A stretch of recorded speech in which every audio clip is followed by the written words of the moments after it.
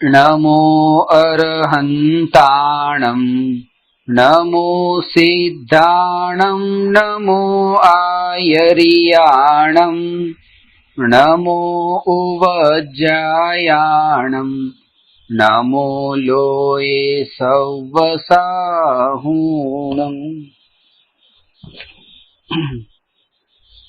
मोक्ष मार्ग प्रकाशक सातमो अधिकार चार प्रकारना मिथ्या दृष्टिનું વર્ણન છે। નિશ્ચયાભાસી મિથ્યા દૃષ્ટિ, વ્યવહારાભાસી મિથ્યા દૃષ્ટિ, ઉભયાભાસી મિથ્યા દૃષ્ટિ અને સમ્યક્ સન્મુખ મિથ્યા દૃષ્ટિ। આ ચાર પ્રકારના મિથ્યા દૃષ્ટિઓમાં નિશ્ચયાભાસી મિથ્યા દૃષ્ટિની ચર્ચા થઈ, વ્યવહારાભાસી મિથ્યા દૃષ્ટિની ચર્ચા ચાલી રહી છે। એ વ્યવહારાભાસી મિથ્યા દૃષ્ટિમાં एक मिथ्या दृष्टि धर्म बुद्धि थी धर्मधारक व्यवहाराभासी है। क्रियाजड़ ये व्यवहाराभासी नु कृपाळुदेवनी भाषामां क्रियाजड़ शब्द है अने निश्चयाभासी माटे शुष्क ज्ञानी शब्द है। तो अहींया व्यवहाराभासी मिथ्या दृष्टि धर्म बुद्धि थी धारक धर्म ने पाळे छे અને માને છે કે અમે ધર્મને પાળી રહ્યા છીએ, તો એ જીવ કેવા હોય છે?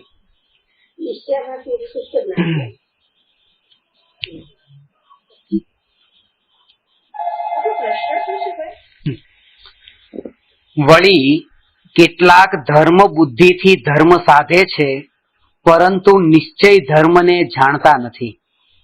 તેથી તેઓ अभूतार्थ रूप धर्म ने साधे छे, अर्थात मात्र व्यवहार सम्यक दर्शन ज्ञान चारित्र ने मोक्ष मार्ग जाणी तेनु साधन करे छे।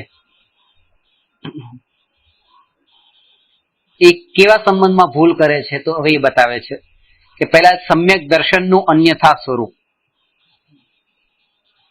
शास्त्र में देव गुरु धर्मनी प्रतीति करवाथी सम्यक्त्व होवुं कह्युं छे। आ व्यवहार सम्यक दर्शननी परिभाषा छे।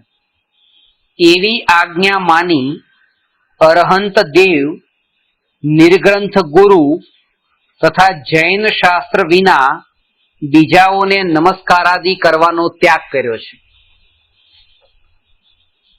परंतु तेना गुण अवगुणनी परीक्षा करता नथी, अथवा परीक्षा पण जो करे छे तो तत्वज्ञान पूर्वक साची परीक्षा करता नथी, पण मात्र बाह्य लक्षणों वडे परीक्षा करे छे। अने एवी प्रतीति वडे तेवो सुदेव गुरु शास्त्रनी भक्तिमां प्रवर्ते छे ते अहीं कहीए छीए। आज वातने कृपाळुदेवे आत्मसिद्धि शास्त्र में बतावी है। जे जिन देह प्रमाण ने समवसरण आदि सिद्धि वर्णन समझे जिननु रोकी रहे निज बुद्धि। एम माने छे कि आ भगवाननु जे समोसरण छे भगवान ए ज भगवाननु लक्षण छे। ए भगवान कोने कहेवाय के जे समोसरण में बिराजमान होय, ए भगवाननु लक्षण माने छे। पण समोसरण में तो रत्न पण बिराजमान छे અને સોના હીરા બધું એ બધું જ બિરાજમાન છે, સમોસરણની અંદર જ છે। એ ભગવાનનું લક્ષણ ન થયું કે સમોસરણમાં હોય તેને ભગવાન કહેવાય। તો એનું લક્ષણમાં ક્યાં ભૂલ કરે છે? તો કે જૈના ભાષાની સુદેવ ગુરુ શાસ્ત્ર ભક્તિનું મિથ્યાપણું, જૈન આભાસ જેને છે એને।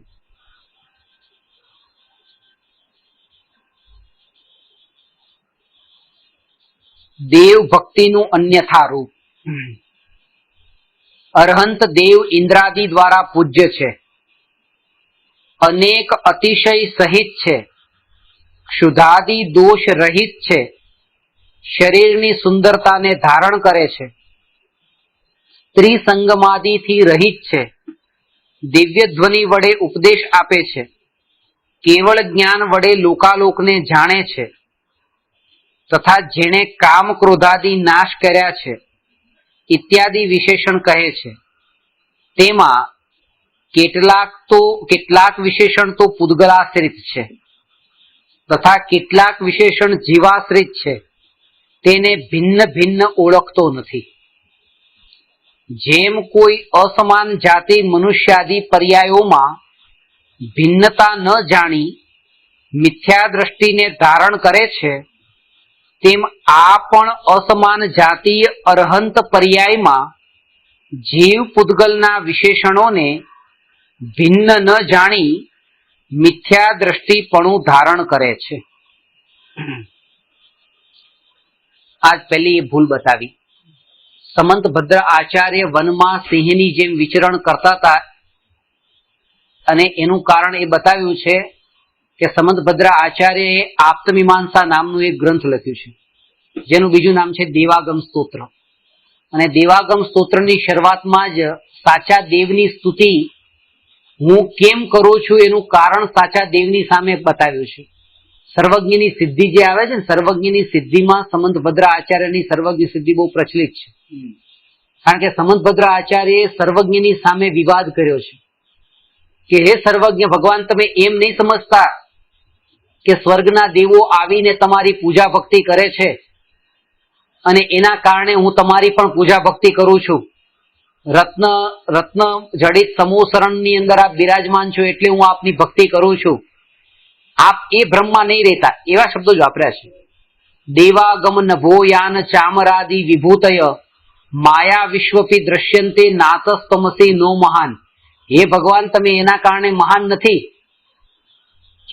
કે આ ચામરાદિ વિભૂતિથી સ્વર્ગના દેવ આપને ડરે છે ચામરથી અને એ રીતે આપની પૂજા ભક્તિ કરે છે.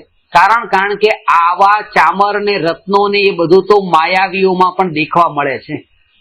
માયા વિશ્વપી દ્રશ્યંતે, માયાવીઓમાં પણ આવું દેખાય છે. અને એટલા માટે નાતસ્ત્વમસી નો મહાન, આના કારણે આપ મહાન નથી. એ બધા વિશેષણો બતાવ્યા. દેવાગમ નભોયાન ચામરાદિ વિભૂતયા, આ બધાના કારણે. એનું ખરું કારણ તો આગળ બતાવે છે કે સત્વમેવાસી નિર્દોષો યુક્તિ શાસ્ત્ર વિરોધી વાક અવિરોધો યદિષ્ટમ તેન પ્રસિદ્ધેન ન બાધ્યતે. કે હે ભગવાન, આપ કેવા છો કે આપ નિર્દોષ છો, એટલા માટે હું આપને પૂજું છું. અને આપ નિર્દોષ છો એટલે જે લોકમાં નિર્દોષપણું કીધું છે એવા નિર્દોષ નથી કે બાળક તો નિર્દોષ હોય છે, એવા નિર્દોષ નથી. કારણ કે એમાં રાગ દ્વેષ તો હોય છે. રાગ અને દ્વેષના ભાવ એ દોષ છે, એ કલંક છે. અને આવા કલંકથી જે અતીત થયા છો એટલા માટે આપ વિતરાગ છો, અને વિતરાગતા એ આપનું નિર્દોષપણું છે, અને એટલે હું આપને પૂછું છું. અને એ વાત બતાવી કે લોકાલોકને રાગદ્વેષ વિના જાણો છો અને જાણીને પણ રાગદ્વેષ રૂપે પરિણમતા નથી. બે વાત બતાવી છે કે આજે કોઈ વસ્તુ તરફ આમ ધ્યાન ગયું તો કે એ તો રાગદ્વેષ વગર ગયું. આમ ધ્યાન ગયું, દ્રષ્ટિ ગઈ, કે અહીંથી આ ગ્લાસ તરફ દ્રષ્ટિ ગઈ તો રાગદ્વેષ વગર ગઈ. એટલે લોકાલોકને જાણો છો તો રાગદ્વેષ વગર જાણો છો. અને સેકન્ડ વાત કે જાણીને પણ રાગદ્વેષ રૂપે પરિણમતા નથી. Main thing. અને આના જ કારણે એ ભગવાન હું આપની પૂજા કરું છું. એના ઘણા બધા કારણો બતાવ્યા છે, એને સૂક્ષ્માંતરિત દૂરાર્થા પ્રત્યક્ષા કસ્ય ચિદ્યથા અનુમેયત્વ તો જ્ઞાદી રીતિ સર્વજ્ઞ સંસ્થિતિ.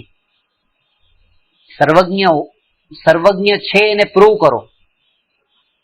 સર્વજ્ઞ છે એની ખબર કેમ પડે? એમાં સિદ્ધિને એ જ બતાવ્યું છે. તો સમંતભદ્ર આચાર્યએ જે કામ કર્યું છે એવું બીજા કોઈ આચાર્યએ નથી કર્યું. એટલા માટે સમંતભદ્ર આચાર્યને કલિકાલ સર્વજ્ઞ કીધા છે કે આ કળિયુગમાં, આ કલિકાલમાં સર્વજ્ઞની સત્તા નથી, તેમ છતાં પણ સર્વજ્ઞને સિદ્ધ કરી બતાવ્યા. એટલા માટે સર્વજ્ઞની પૂર્તિ કરી દીધી આ કાળમાં. એટલા માટે સમંતભદ્ર આચાર્યને ગુરુદેવના પ્રવચનોમાં પણ ઘણી વાર આવે. દેવાગમ સૂત્ર પર 114 શ્લોક છે, એમાં 2 પ્રકારથી સિદ્ધિ કરી છે. એટલે આજે હું તમારી દેવાગમ સ્તોત્ર અથવા આપ્તમીમાંસા. છે. હું તમારી પાસે આવ્યો અને તમને મેં કીધું કે મારા મહાવીર ભગવાન એ સર્વજ્ઞ છે, એટલે તમે એ મને કીધું કે તમારા મહાવીર ભગવાન સર્વજ્ઞ છે એ વાત પછી પ્રૂવ કરો. પેલા તો એ પ્રૂવ કરો કે સર્વજ્ઞ કોઈ હોય છે, પછી એ કોણ છે, એ છે, બી છે કે ઝેડ છે, કોણ છે, પછી પેલા તો સર્વજ્ઞનું એક્ઝિસ્ટન્સ હોય છે એ પ્રૂવ કરો. અને સર્વજ્ઞ છે એની સિદ્ધિ કરવાનો મતલબ સામાન્ય સર્વજ્ઞ સિદ્ધિ, અને એ સર્વજ્ઞ વિતરાગી એવા ભગવાન જ છે એ વિશેષ સર્વજ્ઞ સિદ્ધિ. એ રીતે બે ભેદ કરીને આપ્તમીમાંસામાં સિદ્ધ કરી, સામાન્ય અને વિશેષ.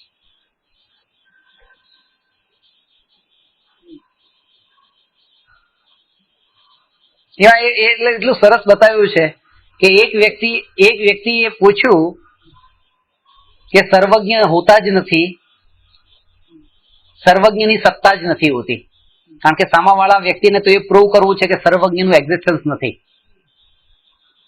તો એને કીધું કે તને કોણે કીધું સર્વજ્ઞ નથી? તો કે મેં જોયું. કે ક્યાં જોયું? કે બધે જ જોયું, ભારતમાં જોયું, અમેરિકામાં જોયું, ક્યાંય સર્વજ્ઞ નથી. એટલે પછી એને કીધું કે સર્વજ્ઞ મહાવિદ્ય ક્ષેત્રમાં છે, સિમંદર ભગવાન છે તે. તો કે નથી, મેં ત્યાં જઈને જોયું. તો કે ત્યાંથી ક્યાં ગયા? જે પણ કેવળી હોય જાય તો સિદ્ધશિલા પર જાય, કે સિદ્ધશિલા પર છે સર્વજ્ઞ.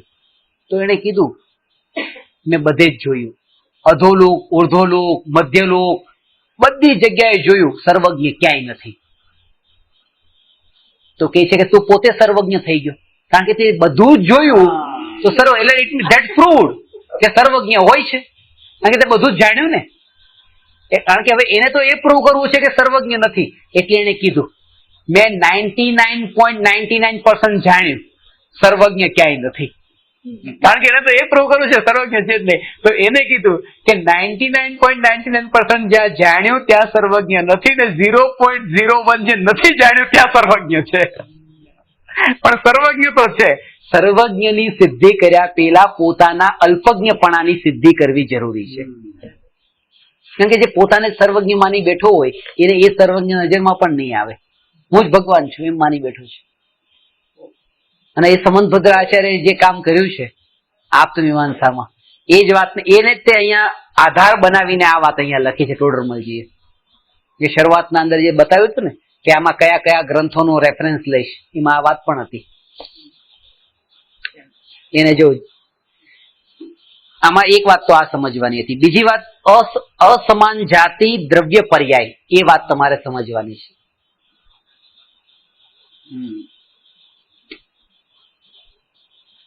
અસમાન જાતિ દ્રવ્ય પર્યાય,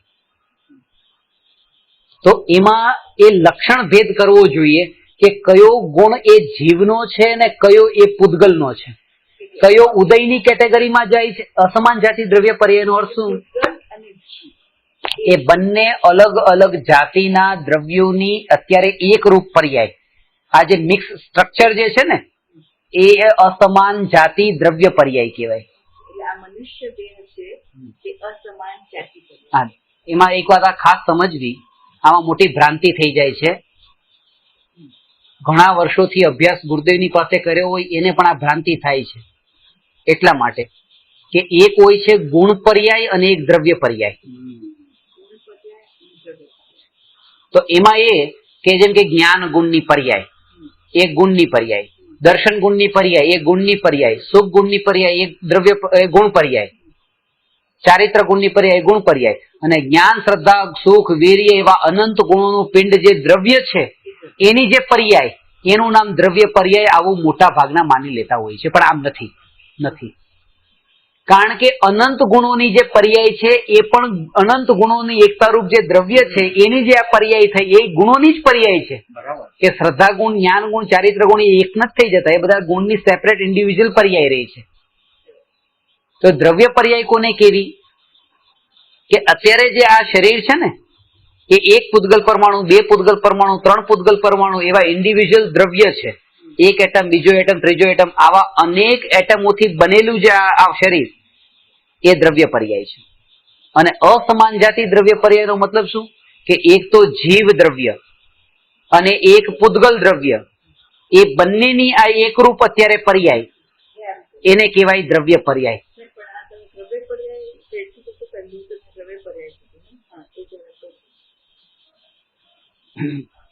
અનંત ગુણોની એકરૂપ પર્યાય પણ ગુણ પર્યાય જ છે. એ દ્રવ્ય પર્યાય નથી. દ્રવ્ય પર્યાયના અંદર શું છે કે એક જાતિના દ્રવ્યોમાં ઘટિત થાય અથવા અલગ અલગ જાતિના દ્રવ્યોમાં ઘટિત થાય. તો આત્મા તો પરમાં મળતો નથી એટલે આત્મામાં ઘટિત ન થાય, પણ એક પરમાણુ બીજા પરમાણુ સાથે મળીને સ્કંદ રૂપે પરિણમે છે. એટલે સમાન જાતિ દ્રવ્ય પર્યાયમાં આ પૂતગલોમાં શરીર અને અસમાન જાતિ દ્રવ્ય પર્યાયમાં શરીર અને આત્મા. અને આ બંનેના લક્ષણો જુદા નથી જાણતા એટલે આ પહેલી ભૂલ કે આ વ્યક્તિ છે ને બહુ મહાન છે. કે કેમ મહાન છે? તો કે એમને બહુ જ્ઞાન છે, ધર્મનું બહુ જાણે છે અને બહુ ધનવાન છે. તો આ બે લક્ષણો. હવે બે વસ્તુમાં એક તો પૂતગલનો ઉદય, એક તો મટીરિયલ સાથે સંબંધ હતો અને એક આત્માના સાથે સંબંધ હતો, પણ એને બે ગુણ એના માની લીધા. એટલા માટે એ ભેદ ન કર્યો. એ જ વાત ત્યાં કેવળ જ્ઞાનમાં કે ભગવાન કેવળ જ્ઞાની હોય છે અને ભગવાન સમોસરણ વાળા હોય છે, પણ એને ખબર નથી રહી કે આ કેવળ જ્ઞાન એ તો ભગવાનની સાથે ઇનબિલ્ટ છે અને સમોસરણ તો જુદું છે. એ બધાને ભગવાનનું જ માની લે છે. સંયોગ છે.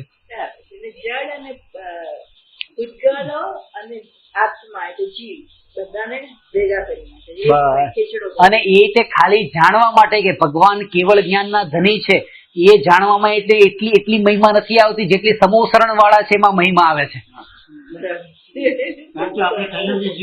સંયોગાધીન દ્રષ્ટિ વાળા જીવ છે ને એટલે. અને એ જ કારણ છે નામે એના જ યાદ રાખ્યા છે. તમે 24 તીર્થંકર ના નામ યાદ છે કે નહીં? 24 તીર્થંકર નામ બોલશો. હવે હું તમને કહું કે 24 તીર્થંકર સિવાય 24 તીર્થંકર સિવાયના બીજા 24 ભગવાનના નામ બોલો જે તીર્થંકર નતા. તીર્થંકર નતા થયા અને ખાલી ભગવાન થઈને મોક્ષે ગયા. 24 ના નહીં, 12 ના નામે યાદ નહીં આવે, કારણ કે પુણ્યશાળીના નામ યાદ રાખ્યા છે, ખાલી વિતરાગીના નામ યાદ નથી રાખ્યા. એમને વિતરાગી તો હતા જ તે, પણ સાથે પુણ્ય પણ હતું તીર્થંકર પ્રકૃતિનું.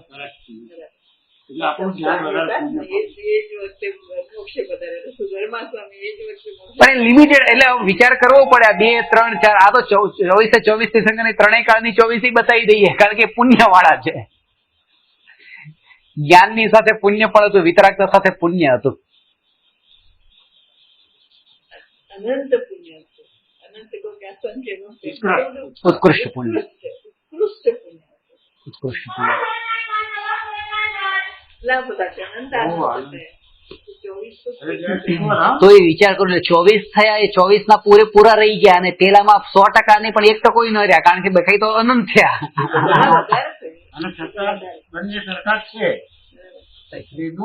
એટલે વિતરાગતાની દ્રષ્ટિએ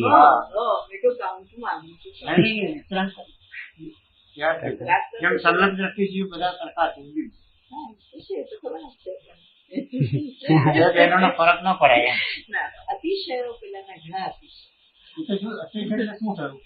અતિશય એટલે સંયોગ. સંયોગો એટલા બધા, એટલે સંયોગોના કારણે એમના નામ યાદ રહી ગયા.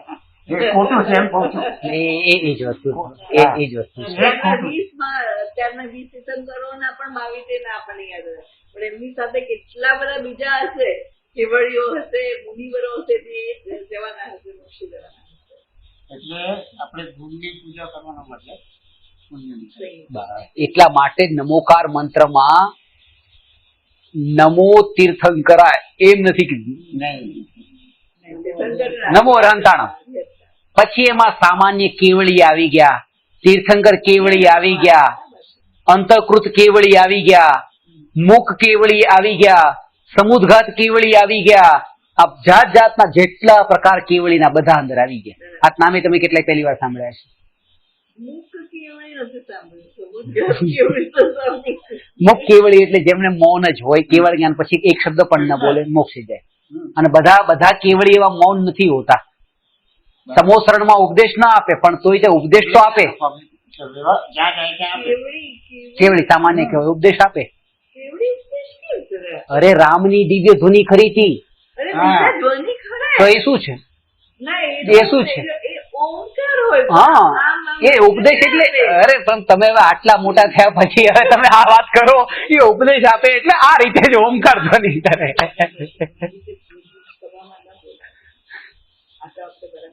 કેવળી પણ એ કે આ ઓમકારના આદર્શ હોય છે જે શરીરમાંથી પણ એટલે તીર્થંકર સિવાય પણ આ દિવ્ય ધ્વનિ ખરે એમ, દિવ્ય ધ્વનિ ખરે. દિગંબરો પણ એમ જ માને છે કે ઉપદેશ આપે. ના, હા.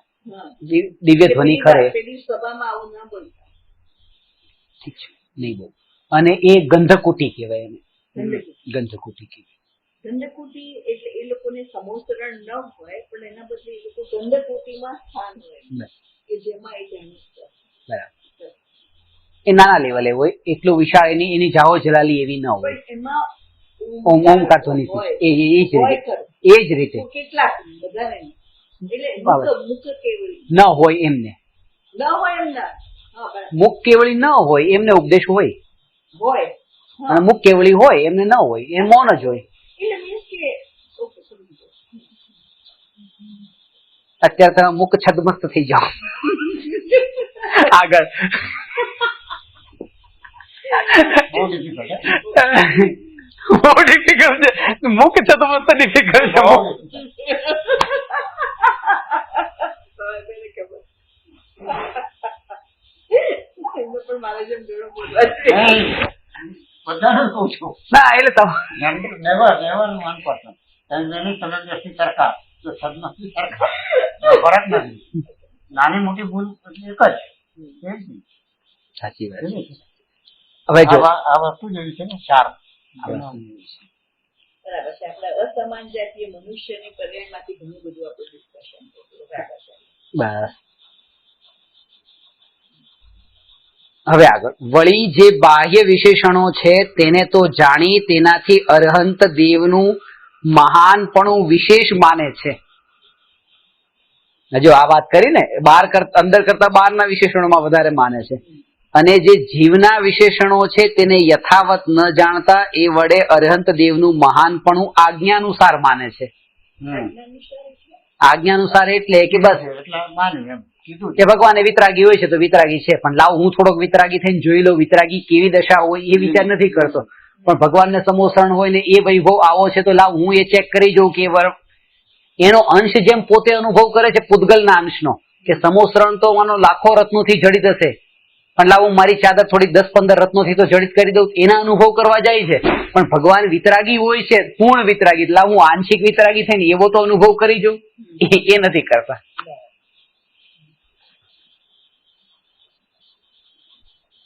એનાથી વધારે ખરાબ તો અન્યથા માને. હા, અથવા અન્યથા માને આ છે. dangerous. આ અન્યથા માને છે એમાં આ વાત કે ભગવાનને વિકલ્પ વાળા માને છે, કેવળીને આહાર વાળા કવલાહાર વાળા માને છે, એ બધું. જો જીવના યથાવત વિશેષણો જાણે તો મિથ્યા દ્રષ્ટિ રહે નહીં.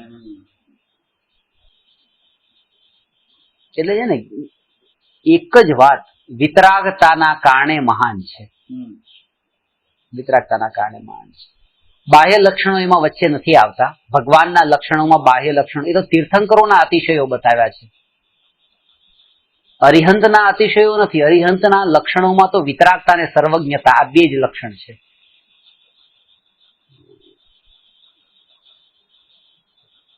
વળી તે અરહંતોને સ્વર્ગ મોક્ષ દાતા, દીન દયાળ,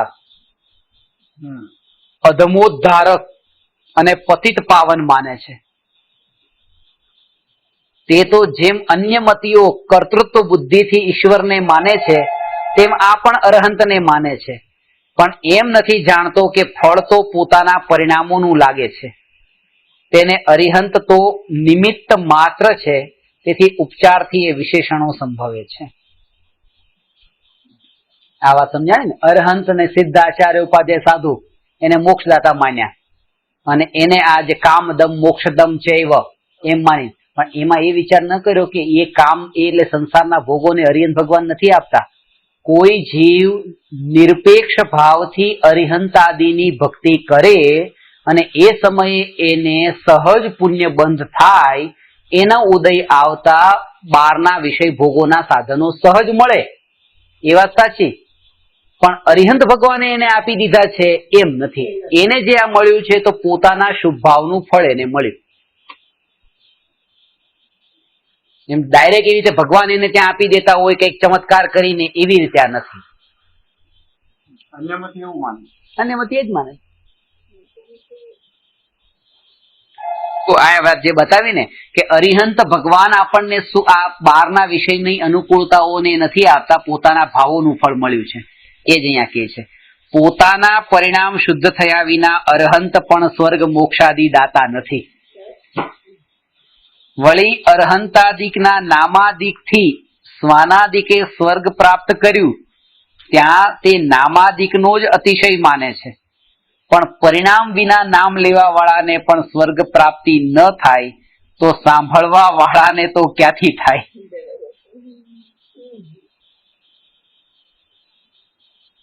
વાત સમજાય ને? આ કૂતરાને નમોકાર મંત્ર સંભળાવ્યો હતો અને કૂતરાને સ્વર્ગ થયું, એની પાછળ ઘણા બધા કારણો છે. આપણે એક જ વસ્તુ પકડી લઈએ, બસ આના કારણે એને સ્વર્ગ થયું. કૂતરા નમોકાર મંત્ર સંભળાયો, સ્વર્ગમાં ગયો. રાવણ નરકમાં ગયા, ક્યાં ગયા? નરકમાં ગયા. કેમ?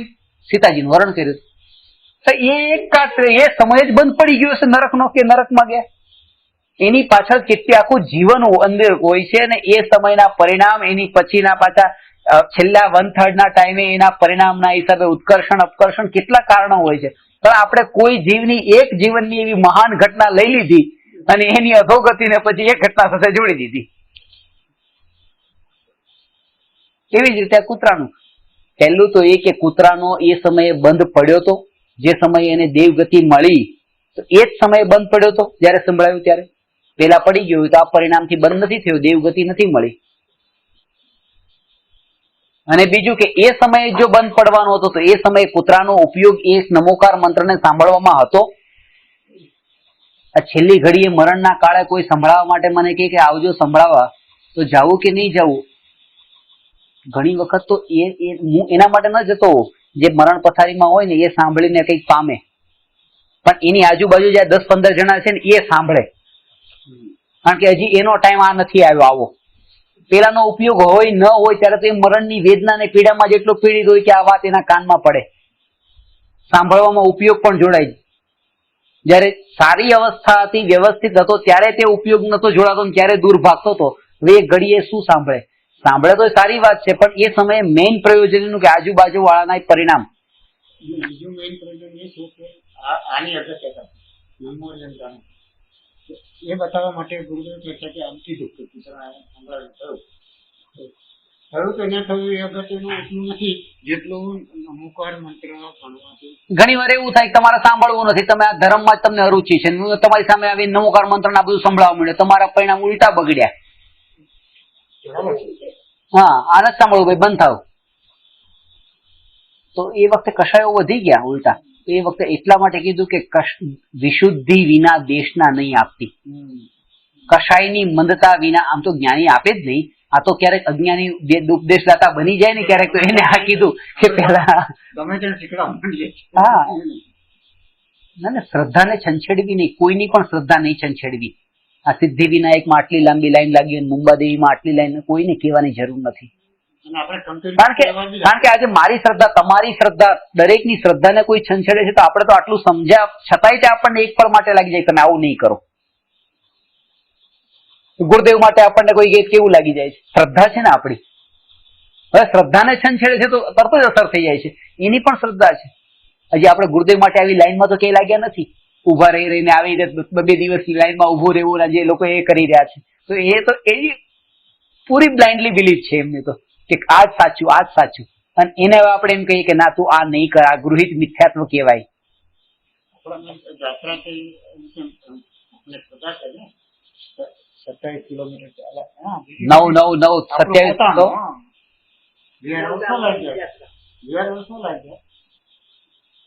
9 શ્રદ્ધા ભગવાનના માટે. આજે શિખરજીના આ 27 કિલોમીટર શિખરજીના જે છે એની વાત કરો છો ને? એની જ વાત કરે છે.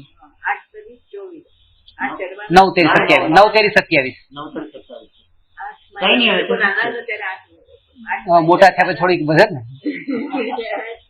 ઓકે એને જાતનો important છે. મેટર. પણ મેઇન વસ્તુ એ છે કે આઠમાં ચડવાનું, આઠમાં બરાબર, ચડવાનું, આઠમાં બરાબર. ચડવાનું. હા, માઇલ. એટલે 9 કિલોમીટર થી. એટલે કિલોમીટર અગત્ય નથી. કહેવાનો મતલબ કે આપણે જે શ્રદ્ધા છે શ્રદ્ધાના બળ પર જ આપણે કરીએ છીએ. Yes, definitely. Yes.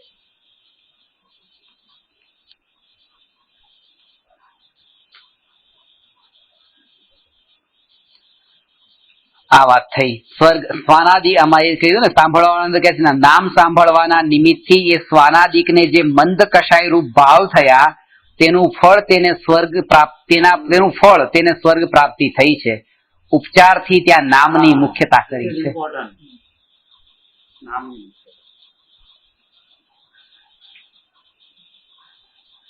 વાત એ જ છે ને, એની અંદરની જે ભાવના. આજે કીધું ને રામ રામ રામ રામ નું મરા મરા થઈ ગયું, તો ચાલે. પણ એ જ છે કે ત્યાં શબ્દની મુખ્યતા નથી, એના ભાવોની જ મુખ્યતા છે. આપણે મુનિરાજને થયું જ ને શબ્દ ખોટા હતા. હા, તુષ્માશ ભિન્નમ થઈ ગયું, પછી મારું શું મારું. શબ્દ ખોટો હતો તો બી બરાબર થયું.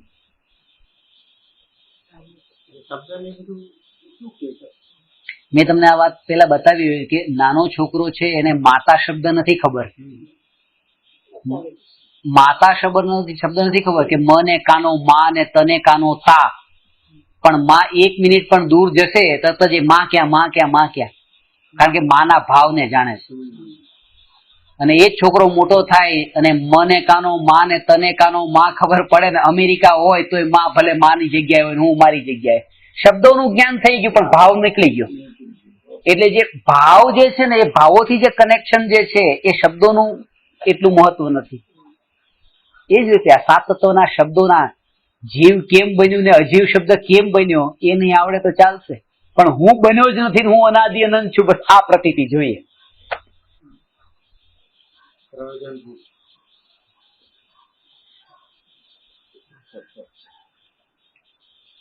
અરહંતાદિના નામ પૂજનાદિથી અનિષ્ટ સામગ્રીનો નાશ તથા ઇષ્ટ સામગ્રીની પ્રાપ્તિ થવી માની રોગાદિ મટાડવા વા ધનાદિની પ્રાપ્તિ અર્થે તેનું નામ લે છે, વા પૂજનાદિ કરે છે. બરાબર. આ જે કરે છે ને ઘણા લોકો સવારે પૂજા કરતી વખતે એનું ગંધોદક હોય ને, નિર્મલમ નિર્મલીકરણમ પવિત્રમ પાપનાશકમ જીનચરણોદકમ વંદે અષ્ટકર્મ વિનાશનમ, ભગવાનનું ગંધોદક જે પ્રક્ષાલ કરેલું હોય ને એને અહીંયા લગાડશે ને અહીંયા લગાડશે ને અહીંયા લગાડશે ને કપડા અંદર હાથ નાખી લગાડશે. આવી રીતે અરે આ તમે જો કે બસ અંધશ્રદ્ધા એવી કે આના કારણે બસ તાવ આવ્યો હોય લગાડો, આંખમાં દુખાવો થતો હોય લગાડો, દૂર થઈ જશે, પીડા દૂર થઈ જશે. આવી માન્યતા આવી ગઈ. આવું જ નથી હોતું. આ રોગાદી મટી જાય ને ભગવાનની ભક્તિ કરવાથી ને મોટા ભાગે તો આંખ ઉપર જ લગાડવા વાળા હોય. શાસ્ત્રમાં તો એની ના પાડી છે, આંખ ઉપર લગાડવાની જ ના પાડી છે. નવ દ્વાર વહે ઘીનકારી, જ્યાંથી અપવિત્ર મેલ નીકળે છે એવી જગ્યા ઉપર ભગવાનના પવિત્ર આ ચરણોદક ને કેવી રીતે લગાડે એમ કે કપાળ પર લગાડે છે. ક્યાં લગાડે? સાથે જરાક જ એને ધોવાનું નથી. ધોવાનું તો ભગવાનને ધોવાના નથી, ત્યાં ટચ જ કરવાનું હતું.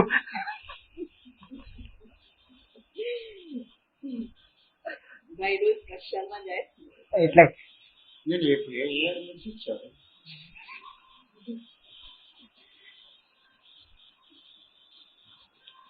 આમાં પણ એ રોગાદિ મટાડવા વા ધનાદિની પ્રાપ્તિ અર્થે તેનું નામ લે છે.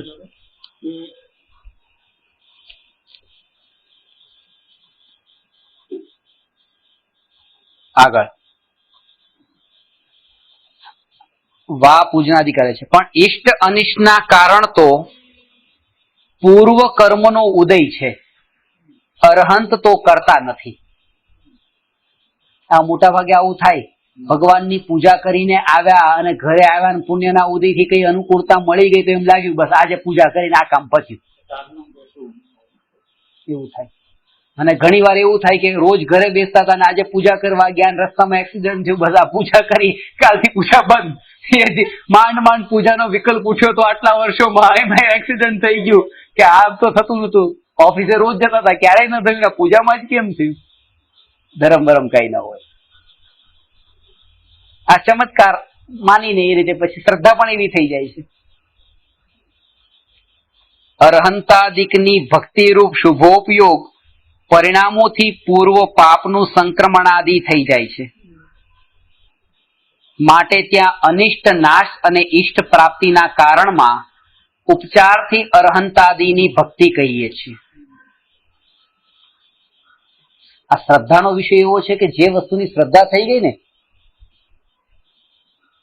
ક્રિશ્ચિયનિઝમમાં એ લોકો જે છે ને આખા વર્લ્ડ વાઇડ જે ક્રિશ્ચિયનિઝમને સ્પ્રેડ કરવા માટે આ વાતને એટલું સ્ટ્રોંગલી કે તમે મુસલમાન છો, તમે બતાવો આજ તમારી મુસલમાનની કઈ તારીખ થઈ, તમે જૈન છો, વીર સંવત કેટલામું ચાલે છે અત્યારે તમે કહેશો કે આજે બસ આ તારીખ, આજે 3જી તારીખ થઈ, 4થી તારીખ થઈ, 5મી તારીખ થઈ, 10મો મહિનો છે, આ 2011ની સાલ છે, કે આખા વર્લ્ડમાં કે આ તારીખ જ બધે ચાલે છે. વિક્રમ સંવત ને વીર સંવત ને વર્લ્ડ વાઇડ નથી ચાલતી. એટલા માટે આ ઈસુ જીસસ ક્રાઇસ્ટનું જ રાજ્ય આખા વર્લ્ડમાં ચાલી રહ્યું છે. કારણ કે તારીખ તો એ જ ચાલે છે ને એમ. હવે આવી શ્રદ્ધા ફિટ કરી દીધી, 5-10 જોડાઈ ગયા એમાં. એટલે અને લોકોને તો એ જ કે બસ જે વસ્તુ એના ફિટ થઈ ગઈ, ખરેખર આ વાત તો સાચી છે. કારણ કે આખી દુનિયામાં બધે આ જ તારીખ ચાલતી હોય છે, 2011, બસ બીજી કોઈ વાત નહીં, બીજી કોઈ તારીખ નહીં, ક્યાંય નહીં. અને આ એક શ્રદ્ધાનો વિષય બનાવીને એટલું એની સાથે લોકોના અજ્ઞાન સાથે ચીટિંગ કરવામાં આવે અને બે ચાર ચમત્કાર બીજા જોડી દે, બસ. અને થોડા ધન વૈભવ ને અનુકૂળતા આપી દે, જોડાઈ જાઓ. તર્ક છે ને તત્વ છે. તર્ક છે ને તત્વ અનુભૂતિ સાથે સંબંધિત છે. અનુભૂતિ ને તર્ક ને સાથે કોઈ સંબંધ નથી. કારણ કે આજ સુધી કોઈએ તર્કના માટે થઈને પોતાનું ઘર નથી છોડ્યું. અનુભવ થાય એટલે ઘર છૂટ્યું છે. 2 ને 2 4 થાય, આ લોજિક થી પ્રૂવ કર્યું, એના માટે કોઈ ઘર નહીં છોડે. ઠીક છે, 2 ને 2 4 થાય, પતી ગયું. પણ અનુભૂતિ જયારે થાય છે ત્યારે ઘર છૂટે છે.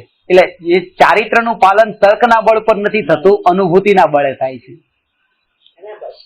સારી ગતિનો નાશ છે તો તરત જ છોડી દેશે.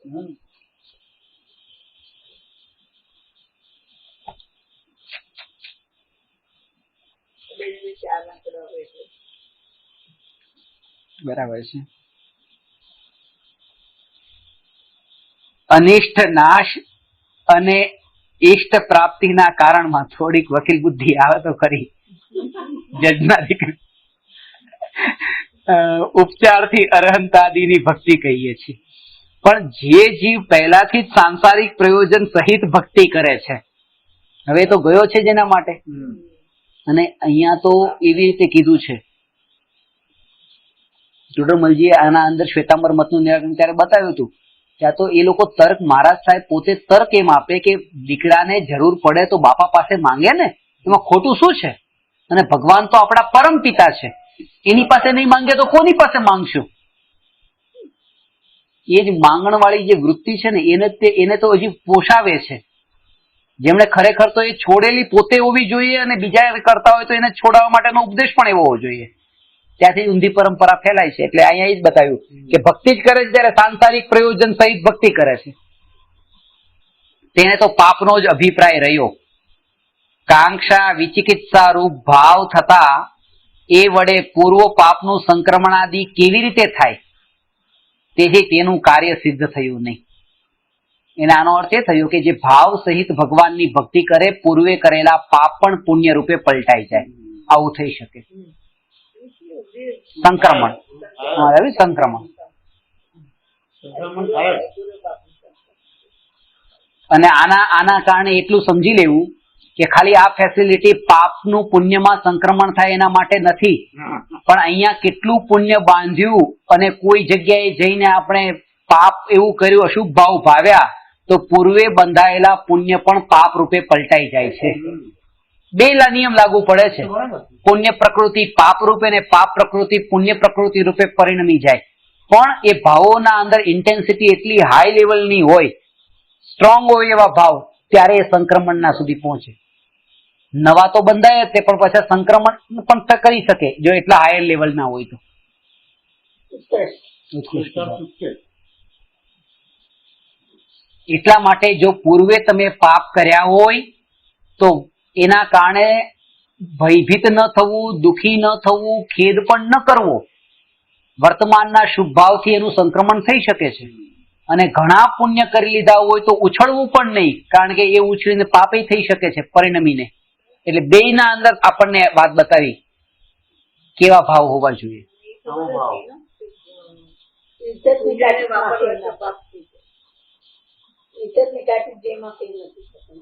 એટલે પુણ્ય બંધાયેલું હોય એનું સંક્રમણ જ થઈ જાય. ક્વોન્ટિટી એની ડ્યુરેશન સેમ રહે,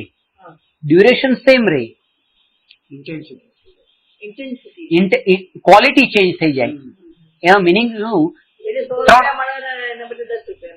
ના, એ તો એનું ક્વોન્ટિટી ન બદલાણી, એની ક્વોન્ટિટી ન બદલાણી. કે 100 રૂપિયા મળવાના હતા ને 100 રૂપિયા જતા રહ્યા. એનું પાપનું પુણ્ય હતું અને પાપમાં થઈ ગયું. પાપમાં થઈ ગયું. અને અત્યારે 100 મળવાના હતા એના પછી એ 100 મળવાના હતા એ 10 દિવસ પોતાના ખિસ્સામાં રહેવાના હતા અને 5 દિવસ જ રહ્યા તો એનું અપકર્ષણ થઈ ગયું. અને 10 દિવસ રહેવાના હતા 15 દિવસ થઈ ગયા તો ઉત્કર્ષણ થઈ ગયું. આવી રીતે કર્મોની, એ તો ફળ આપ્યા વિના જ કર્મોનું નીકળી જવું. એટલે કર્મોની સ્થિતિ વધવી ઘટવી, કર્મોની જાતિ જ બદલાઈ જવી. હવે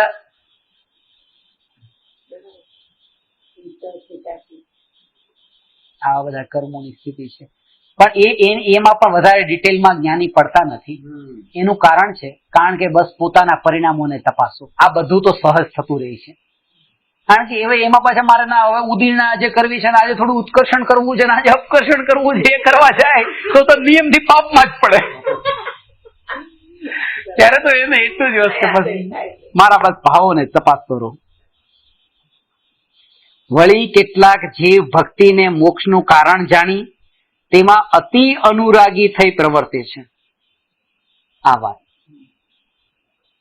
અને પણ તે તો જેમ અન્ય મતથી ભક્તિથી મુક્તિ માને છે તેવું આનું પણ શ્રદ્ધાન થયું.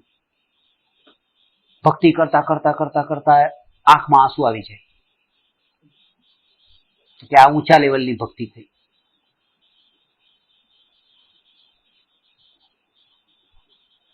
ભગવાનની ભક્તિનું ફળ રૌદ્ર ધ્યાન ને આત્ર ધ્યાન એ ન જોઈએ.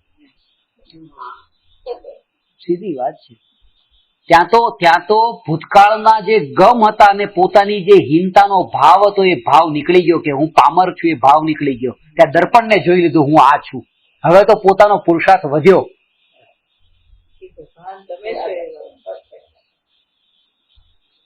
કૃપાળુદેવના જીવન ચરિત્ર ઉપર એક વ્યાખ્યાન હતું. કૃપાળુદેવના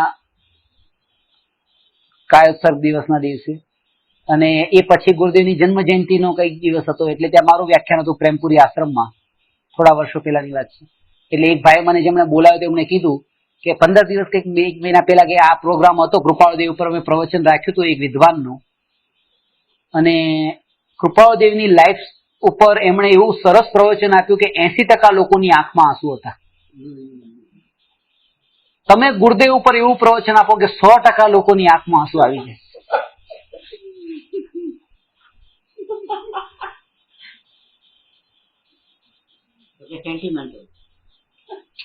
મેં કીધું મહાપુરુષોના જીવન ચરિત્રને શાસ્ત્રમાં પ્રથમાનુયોગ કીધો છે, કથાનુયોગ. અને કથાનુયોગના વાંચન અને ચિંતન અને અભ્યાસનું ફળ અતિન્દ્રિય આનંદ છે. રડવું નથી. તો અને જો એક પણ આ સાંભળીને એક પણ જીવ જો રડી ગયો તો એને આ પ્રવચન બરાબર નથી સાંભળ્યું. તો એ સાંભળીને રડવાનું થોડું, એ રડવું એ ઢોંગ છોડી દેવું, રડવાનું નહીં. તમને ખરેખર લાગે છે ને કે આ સાચું છે, તમે છોડો આ ભાવને, છોડો. એ ખરી ભક્તિ છે. અરે આ જો મુનિઓના શરીરને જાનવરો ખાઈ જાય છે, રડવું ન આવે? અરે થોડુંક પોતાના જીવનમાં કે ચલો મારે પંખો નહીં ચાલતો હોય તો હું આકુળતા નહીં કરું, જયારે આ શરીરમાં આટલી આસક્તિ ટાળી તો હું થોડુંક તો છોડું. આ ભક્તિ છે મુનિ પ્રત્યેની. એ જોઈને રડવા બેસે ભક્તિ નથી. એટલે એને પણ નબળાઈ જાણે. આ ભક્તિનું એક અંગ નથી રડવું.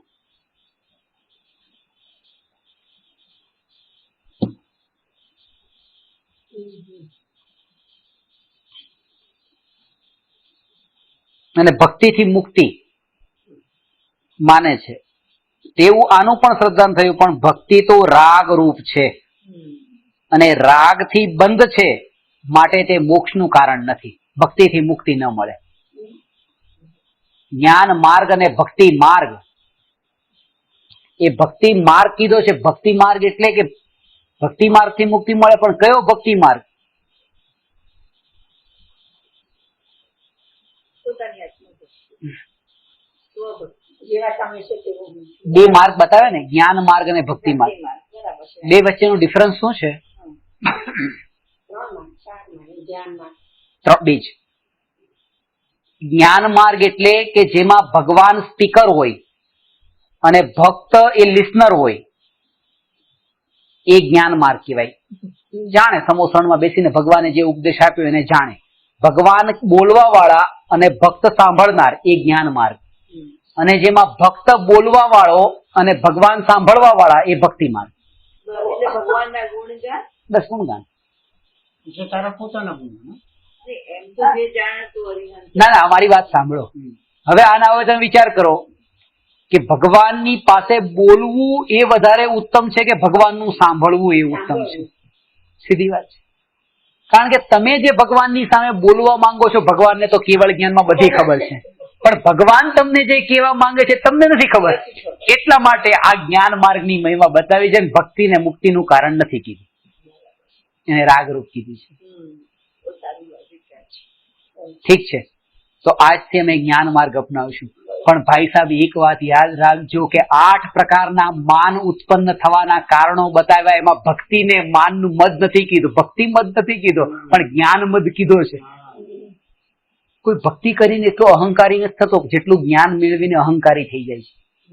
એટલા માટે બેલેન્સ હોવું જોઈએ. ભગવાન પાસે જે જ્ઞાન પ્રાપ્ત કર્યું એને જીવનમાં અપનાવવું, એ જ ભગવાનની ખરી ભક્તિ છે. જ્ઞાન જે પ્રાપ્ત કર્યું એને જીવનમાં અપનાવ્યું, આ જ ભગવાનની ભક્તિ છે. ભક્તિ બરાબર છે. એ બરાબર બેઠું, પણ ભગવાનના ગુણગાન એ બરાબર નહીં બેઠું. આ બરાબર બેઠું કે ભાઈ ભગવાનની ભક્તિ એટલે શું? એ ભગવાને કહેલા ઉપદેશને પોતાના જીવનમાં ઉતારવું, એ ભગવાનની ભક્તિ છે.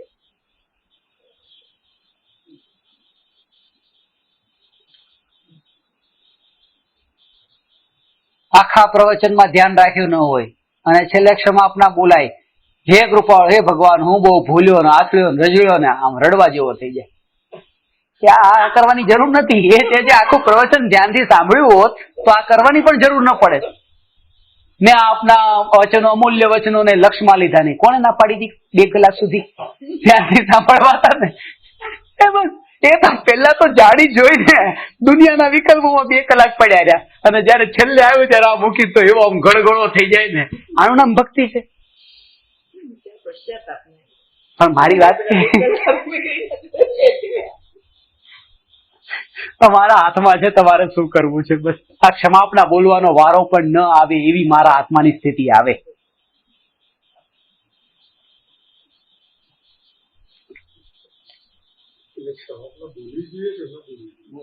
ભૂલ થઈ છે પછી તો બોલવી જ જોઈએ. એટલે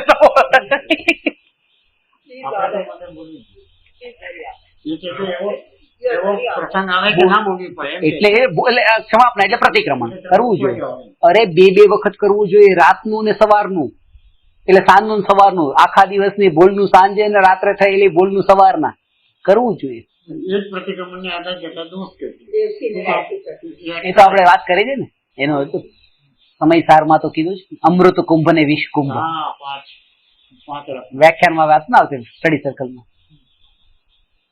પણ એટલે ડિફરન્ટ લેવલ. અને એનું ખરેખર છે ને સહજ થઈ જાય. પોતાની આજે માનો કે રસ્તા પર ચાલતા મારી સાથે તમને ટક્કર લાગી ગઈ, મેં તમને સોરી કીધું. આ સોરી એટલા માટે નથી કીધું આ લાગી ગઈ ટક્કર, આ ઠોકર લાગી એનું સોરી નથી કેતો, કારણ કે આ તો લાગી ગઈ, પતી ગયું. હવે શું કામ સોરી કહું? આ સોરી કહું છું એ વાતનું પ્રોમિસ છે કે બીજી વાર નહીં લાગે. આ સોરી એનું નામ છે, પ્રોમિસ. હવે બીજી વાર નહીં થાય. અને આપણે તો ક્ષમાપના એ જ કરીએ છીએ કે ભગવાન મને માફ કરજો, પાછું કહીએ છીએ એટલે આપણે એની પશ્ચાતાપ કરવો છે. આપણે એની sorry પશ્ચાતાપનું જે આ meaning છે. બસ આ ભાવ સમજી ગયા. મિનિંગ એટલે કે સોરી આપણે આ ભાષામાં સોરી કીધું. પેલા એ ક્રિશ્ચિયનિઝમ એને કન્ફેશન કહેશે, કોઈ અલગ ક્ષમાપના કહેશે, કોઈ પ્રતિક્રમણ કહેશે, કોઈ પશ્ચાતાપ કહેશે. બધાના શબ્દો અલગ અલગ છે.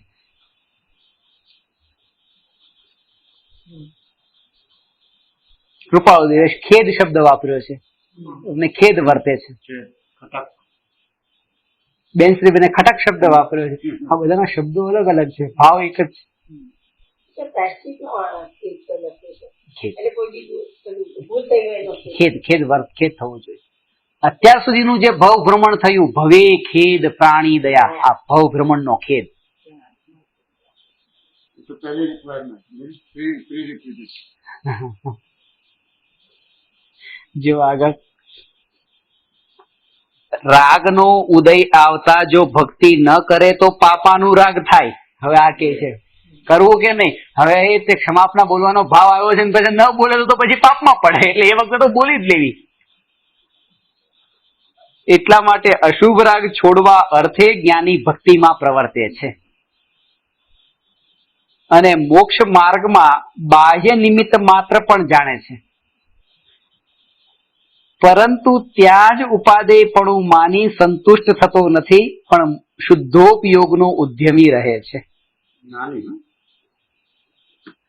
ના જ્ઞાની.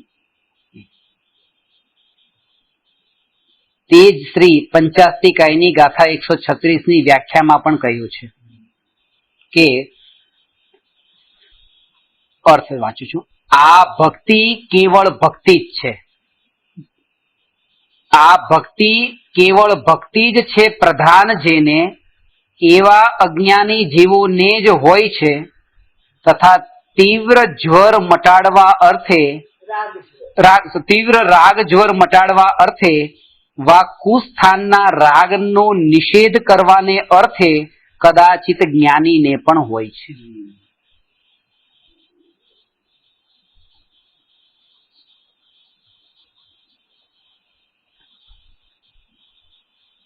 હા, કદાચિત જ્ઞાનીને પણ હોય છે. આ કદાચિત શબ્દની અંદર મર્મ છે. કદાચિત નો મતલબ એ કે એ ક્યારેક ક્યારેક હોય છે ને ક્યારેક નથી હોતી, એમ નહીં.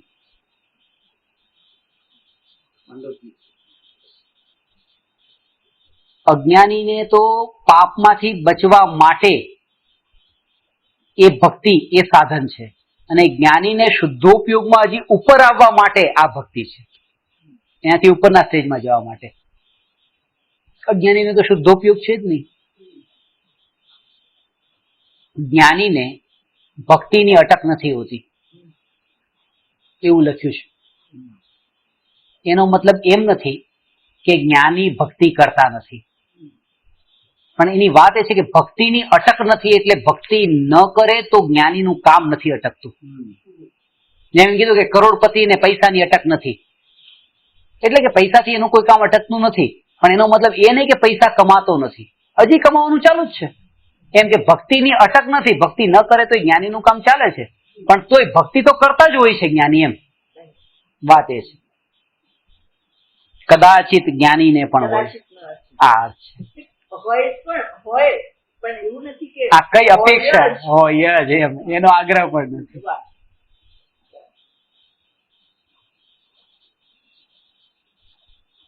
પ્રશ્ન, જો એમ છે તો જ્ઞાની કરતા અજ્ઞાનીને ભક્તિની વિશેષતા થતી હશે? ઉત્તર, યથાર્થપણાની અપેક્ષાએ તો જ્ઞાનીને સાચી ભક્તિ છે. જે વાત કરી ને કે જે ભગવાનના વચનોનું પાલન કર્યું હોય તો અંશે કર્યું એટલા માટે અજ્ઞાનીને સાચી ભક્તિ, અજ્ઞાનીને નહીં.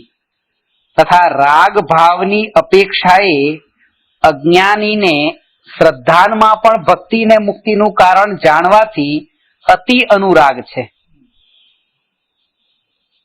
ભક્તિને મુક્તિનું કારણ છે. અજ્ઞાની એની પાછળ પણ એ ભક્તિ ભક્તિ ભક્તિ કહે છે, પણ ભક્તિમાં રાગ છે કે ભક્તિના ફળમાં રાખશે. કે ફળમાં રાગ છે કે ભક્તિમાં વાગી રહેલા મંજીરામાં રાગ છે કે ભક્તિમાં જે ટ્યુન છે એ ટ્યુન કોઈ ફિલ્મી ટ્યુન છે એનો રાગ છે કે એ શબ્દો એટલા એને પ્રિય લાગે છે કે આમનું મીઠા શબ્દો, મીઠી વાણી એનો લય સારો લાગે છે. આ ભાઈનું ગાયેલું તો બહુ અપૂર્વ અવસર, આ ભાઈનું તો એ વ્યક્તિના અંદર એને અંદરના શબ્દોના પાછળનો ભાવ એને પકડ્યો છે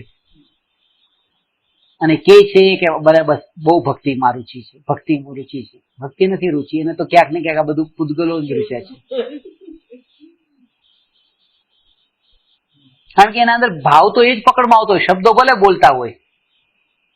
જીન વાણી જાના નહીં મુझे छोड़ के, जिनवाणी मेरी माता मुझे याद करना. तेरे को याद क्यों करेगी, તું ઉनको યાદ કર. અને આખું પિક્ચર એમાં પેલું એ જયારે આમ જીનવાણી નો તો પેલું પરદેશી પરદેશી એ જ યાદ આવે જરા. એટલે એ ભક્તિ એની તો આપણામાં પણ નિષેધ કર્યો છે, આ ન જોઈએ. એના અંદર તો ઉલટા વિકલ્પો વધી જાય છે, પાપ ભાવ વધે છે અને કહેવાય કે મેં ભક્તિ કરી ભગવાનની. એટલે ખરેખર હજી કહું ને, ગુરુદેવ તો એક સ્ટેપ એમાં પણ આગળ ચાલતા. ગુરુદેવ તો નમોકાર મંત્ર પણ લઈ ગાતા નતા, નમો યંતાણમ નમો સિદ્ધ. કારણ કે આમાંય પાછો રાગ થઈ જાય, જો કેટલું સરસ ગાયું, આ સ્વરમાં ગાયું, આ તો આ બસ ભક્તિ છે, બસ ભક્તિને લઈ ન હોય.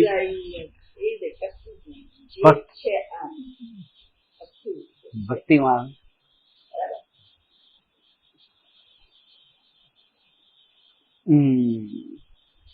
યથાર્થપણાની અપેક્ષાએ તો જ્ઞાનીને ભક્તિ છે, અજ્ઞાનીને નહીં. તથા રાગ ભાવની અપેક્ષાએ અજ્ઞાનીને શ્રદ્ધાનમાં પણ ભક્તિને મુક્તિનું કારણ જાણવાથી અતિ અનુરાગ છે. જ્ઞાનીના શ્રદ્ધાનમાં તેને શુભ બંધનું કારણ જાણવાથી તેવો અનુરાગ નથી. ધ્યેય છે, છોડવા યોગ્ય છે, આશ્રવ છે. બાહ્યમાં કદાચિત જ્ઞાનીને ઘણો અનુરાગ હોય છે, કદાચિત અજ્ઞાનીને પણ હોય છે, એમ જાણવું.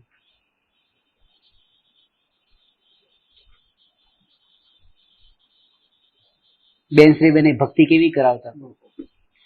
ભક્તિ તો હતી, કરાવતા અને કરતા પણ, અને એવા ભાવથી ભક્તિ કરાવતા.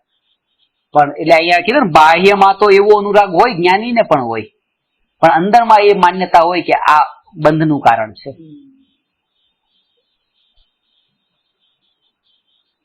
એ પ્રમાણે દેવ ભક્તિનું સ્વરૂપ બતાવ્યું.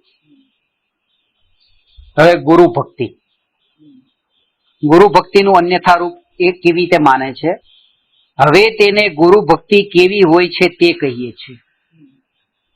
આમાં જેટલી વાત બતાવી છે ને, આમાં દરેક સમય એક વાત યાદ રાખવી કે આમાં જે દોષ બતાવ્યા છે, આવી ભૂલ કરે છે, જો તમારામાં આવી ભૂલ હોય, ખાસ લખ્યું નથી પણ દરેક સમયે સમજ જોઈએ. હવે તમારામાં આવી ભૂલ હોય, સાંભળો હું જે વાત કહું છું, તમારામાં આવી ભૂલ થતી હોય તો એને દૂર કરવી.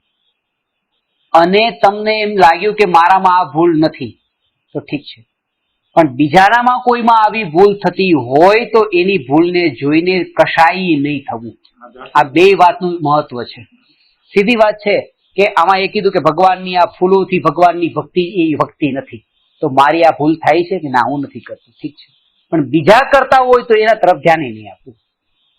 આ તો એ રીતે છે કે પોતાના દોષોને તો દૂર કરવા, અને બીજો કોઈ આવા દોષોમાં પડતો હોય તો એના તરફ દ્રષ્ટિ પણ ન કરવી.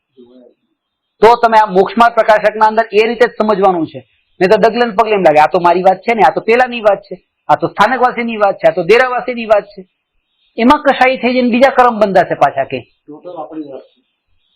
એટલે આ તો તમે વાંચતા જાઓ, તમને લાગ્યું કે અહીંયા મારી ભૂલ થાય છે તો એને હું દૂર કરું, અને જ્યાં એમ લાગ્યું આમાં મારી નથી થતી તો આગળ નીકળી જાઓ.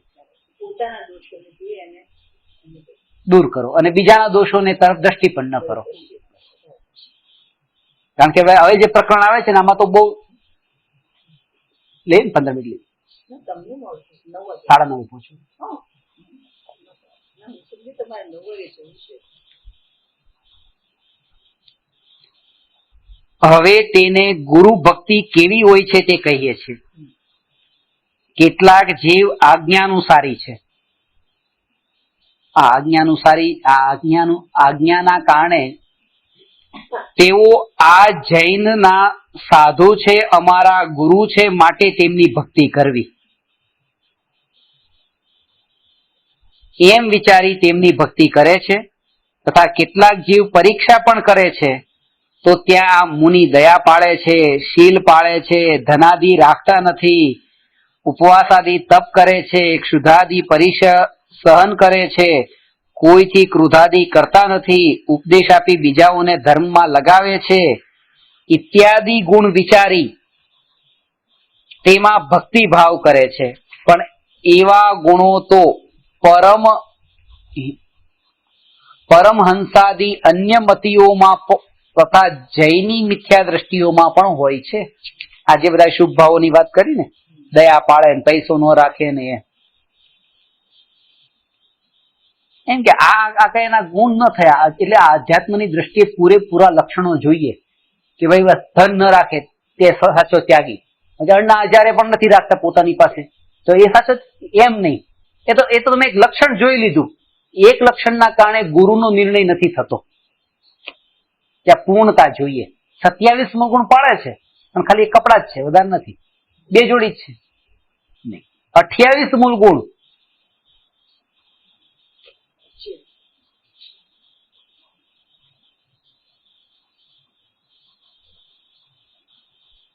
માટે એમાં અતિવ્યાપ્તિપણું છે.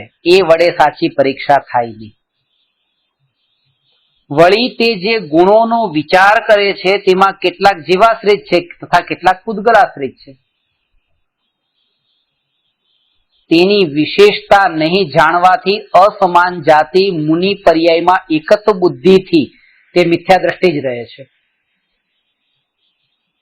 એટલા માટે એની દ્રષ્ટિ આમાં પૂતગલાશ્રિત ગુણો કીધા ને, એમાં પણ એવા હવે એમને આસક્તિ રહી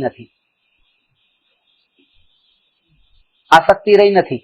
પૂતગલોમાં આસક્તિ નથી. પૂતગલોમાં પણ હવે એ રીતે સમજી વિચારીને પૂતગલો વાપરે છે, ઓછા પૂતગલો વાપરે છે. એને ધારણા પૂતગલોથી જ એને બાંધી, પણ અંદર પરિણતિ કેવી છે, કયો અભિપ્રાય છે એ કઈ ન જાણે.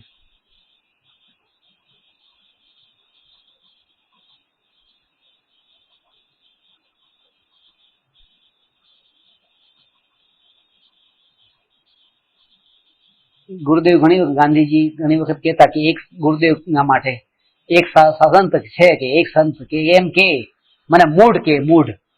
ગુરુદેવના પ્રવચનમાં ઘણી વાર મને મૂઢ કહેતા હતા ગાંધીજીને. સાધારણ વ્યક્તિ તો એમ કે હું આ ઘરને ચલાવું, આ તો કે હું દેશને ચલાવું, કે મને મૂઢ કહેતા હતા ગુરુદેવ. કાનજી સ્વામીને ગુરુદેવ ગાંધીજીને પણ એ રીતે ઇનડાયરેક્ટલી એ ખબર પડી હતી કે મને મૂળ કહેવા વાળા છે, કે આખા દેશને ચલાવવા વાળો હું. સમજવી પડી છે કે સ્વતંત્ર કરવા વાળો. એટલે આ જ ભ્રમ કે હવે ત્યાં ત્યાગ કરી દીધો, કપડાં નહીં પહેરવું, હું બસ પોતરી જ પહેરીશ, ઉપર પેરણ નહીં પહેરવું જ્યાં સુધી બધાને કપડાં નહીં મળે. પણ ત્યાં લક્ષ તો પાછું પરનું જ છે. એવું નથી કે હવે પહેરવાનો રાગ ટળી ગયો છે. રાગ તો છે, હવે રાગ વધ્યો છે, બધા પહેરે, બધાનો રાગ છે. પેલો તો પોતાના પૂરતો હતો, તો વધી ગયો રાગ.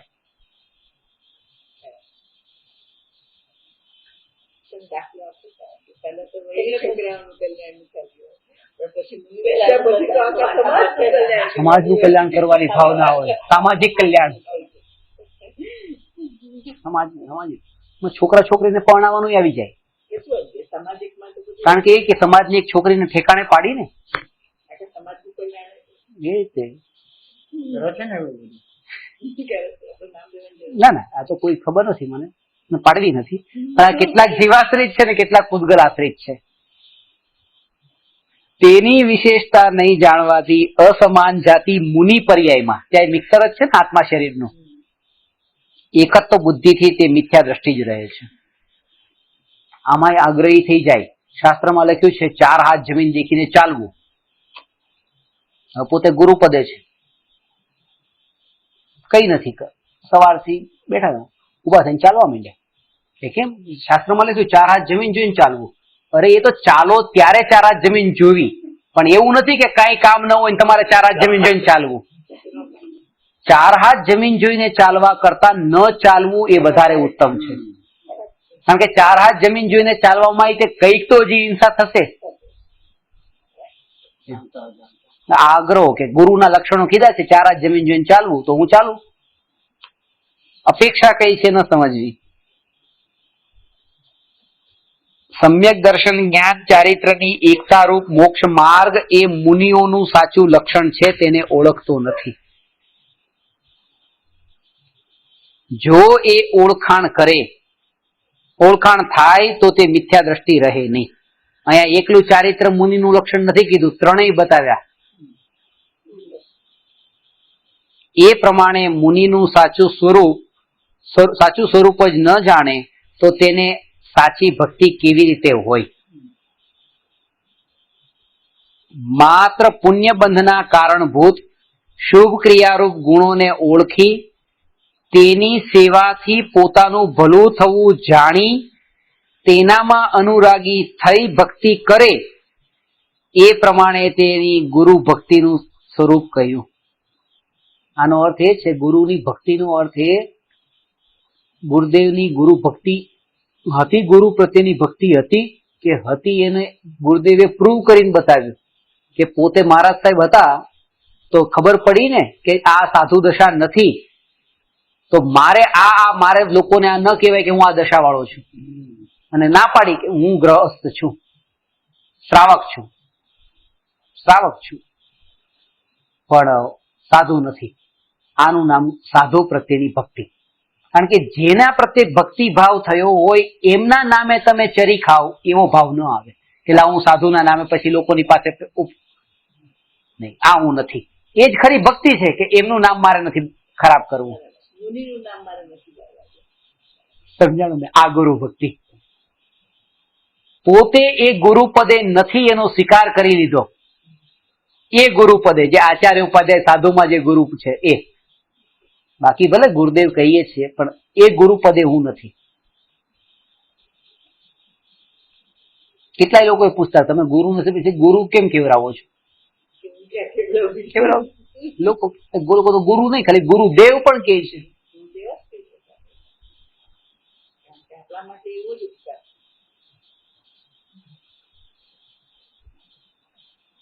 ગોપાલદાસજી બરૈયા હતા, એમને લોકો ગુરુજી કહેતા હતા. રવિન્દ્રનાથ ટાગોરને લોકો ગુરુદેવ કહેતા હતા. એટલે આ વસ્તુ એટલે કોઈ આ ડિગ્રી નથી, એક પ્રકારનું ઉપનામ છે. ભગવાન કહેતા એ તો માનતા હતા. આ તો આગળ શાસ્ત્ર ભક્તિનું અન્યતા સ્વરૂપ.